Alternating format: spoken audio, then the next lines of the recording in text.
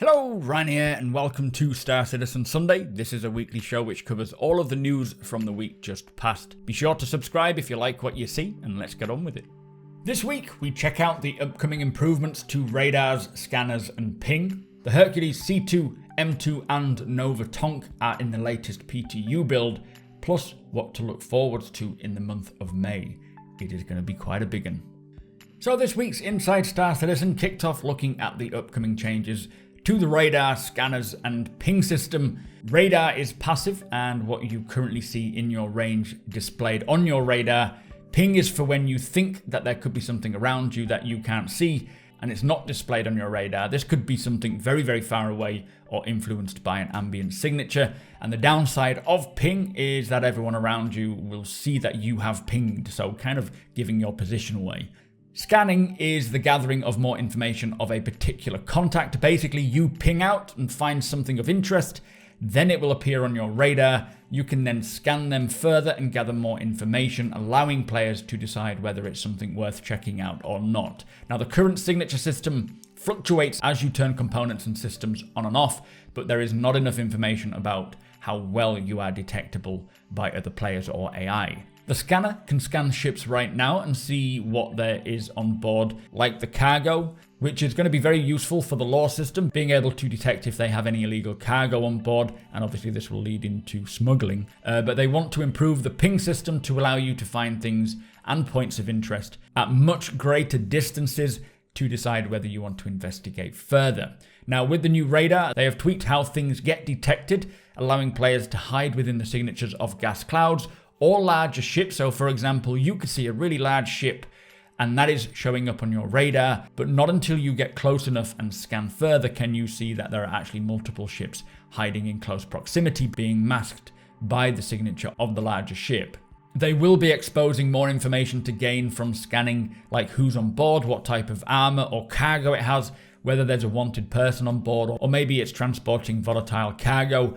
Basically, if there is something interesting to find, we can try to scan it and find out. Now, this also unlocks more for the designers to expand gameplay, like having scanners for particular roles like medical, bounty hunting, and mining and so on. But for ping, they are allowing us to see rough information as to the direction and size of the entities for us to investigate further. But also, if the signatures are strong enough, we can scan the contents, which could allow us to kind of gauge and figure out what could be there, making it a bit more skill-based. But this really opens the door to add more gameplay for finding things, and for the upcoming patches, we will see this system grow. We have a lot more information on radars and scanners on Star Citizen Live, so do hang around for that one.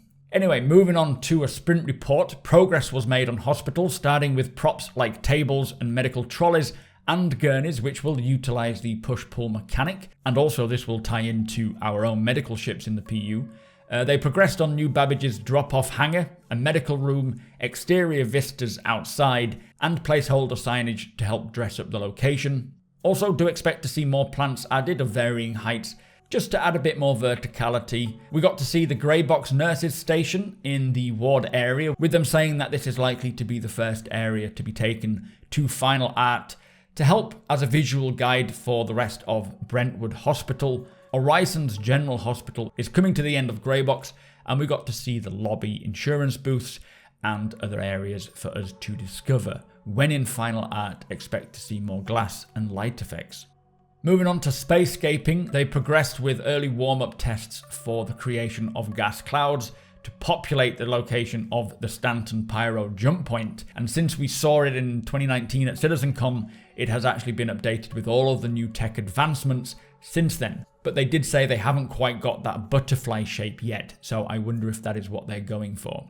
Here we can actually see the final lighting path for the rest stop and security station docking areas. They are looking pretty cool, and in Fleet Week we will see them a lot more as we walk on board a Javelin. Very excited to check that ship out.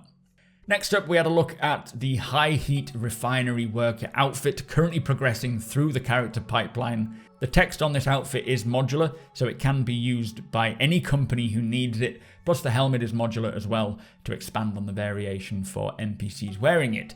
And as there is to be no exposed skin in these extreme heat areas, they have designed a way to access the Moby glass, which is pretty cool. This next armor is from a new small-scale manufacturer, which you can read about more in the latest Jump Point magazine for subscribers. But what is pretty unique about this armor is that it uses more fabric than other armors we have seen in the past. And I really like the look of these new fabric armors, so I'm looking forward to seeing more of these in the future. We also got to see the latest on Orison, which is looking pretty damn impressive. But finally, they have been going through some of the hab rooms, adding windows to offer impressive views. That was Inside Star Citizen. Let us move on. So this week's Star Citizen Live was talking about the upcoming changes to radar, scanning and ping, following along from Thursday's Inside Star Citizen, with the first question being, when on foot will we get the radar data from our nearby ships pushed to our FPS HUD? And yes, they have unified the radar, scanning and ping so that it can be used across the board, which will allow for ships or players on foot to share that information. Basically, the tech to allow this is there, but it won't be available for the first iteration as they need to work out the player-facing aspects of it. This 3.14 update will be for ships only, replacing the old tech and then adding new features throughout the upcoming patches.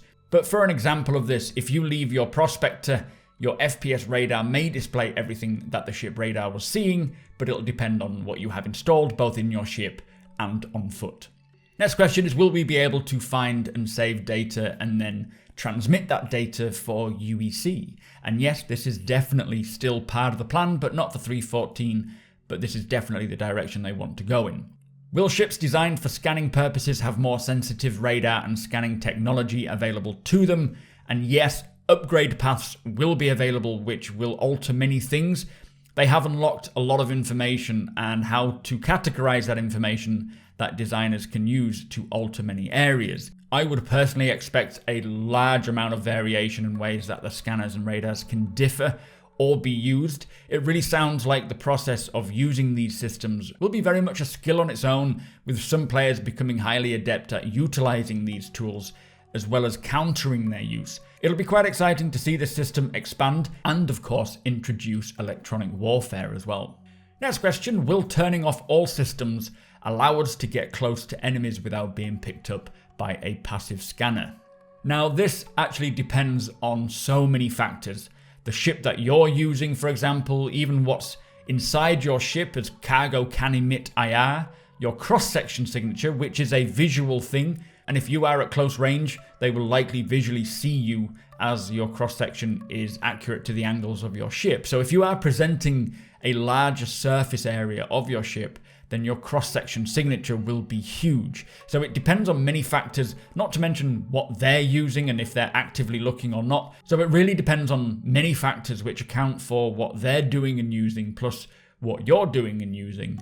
But these changes will certainly improve on the stealth approach, provided that you are making the right moves. Although you won't be able to maneuver if all of your systems are off, of course, so do bear that in mind. But they are adding to the UI indicators to show what your signatures are emitting versus the ambient levels around you, giving you more of an idea as to how much you are seen. A bit like stealthing in Skyrim or Splinter Cell, where you'll have an indication sort of showing how visible you are. Next question, will radar or scanning have its own interactive MFD or multifunction display? Now yes, there are different display designs for this depending on the ship. For example, on bigger ships, they will use a radar globe. There is a scanning MFD coming later on, so not for 3.14, which will be a dedicated MFD. And basically when you scan, you are then storing that scanned information in a databank on the ship, and the MFD is there for anyone using it to recall that information.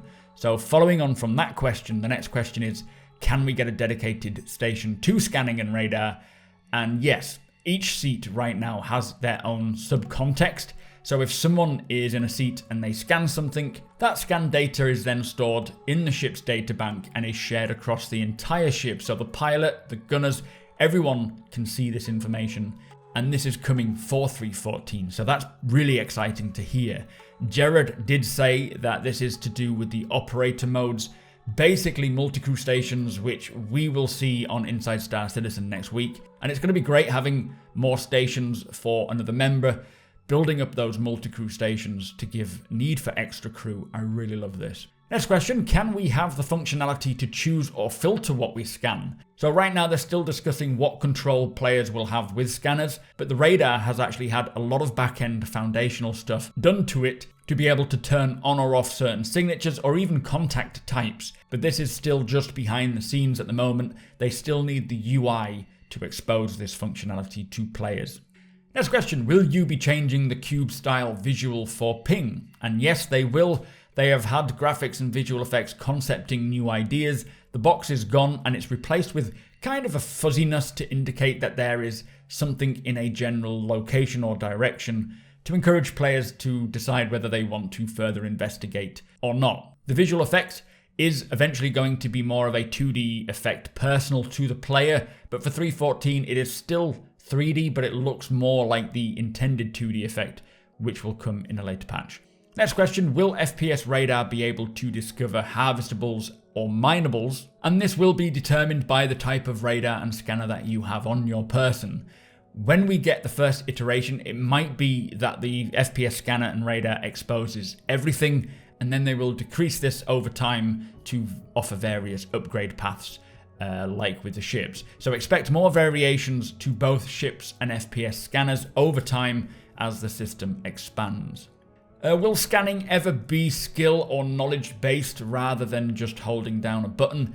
And they say yes and no. They do have a lot of ideas to get it to a skill-based system, but first they just want it in a place where everyone knows how it works, and then once they are there, they will then add extra layers to allow more skillful players to unlock information better, but it's still to be determined. Now personally, one way I think scanning and radar will become just naturally more skill-based is that scanning is tied to signatures and the detecting and identifying of an object using those signatures. So the more that you do this, over time you will probably see a pattern in signature types and be able to identify what that certain signature is, and then over time do it quicker and more accurately than someone who doesn't do the process as often. And that would be more of a natural expansion of just building your knowledge base. Will we be able to scan planets to gather information like resources, life forms, atmosphere and weather and so on?